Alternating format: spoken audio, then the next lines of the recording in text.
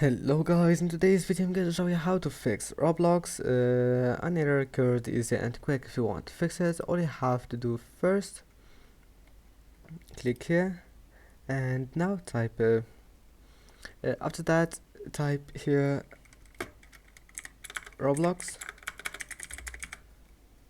right click on it, click open file location, and then once you're here all you have to do just right click on Roblox player and then click properties.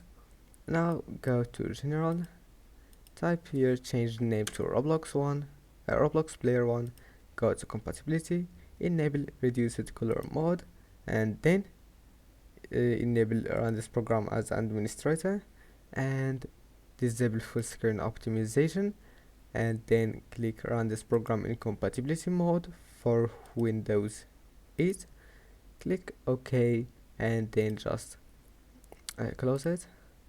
And after that your problem must be fixed. Just restart your PC, and that's it for today's video. Don't forget to like and see you in the next video.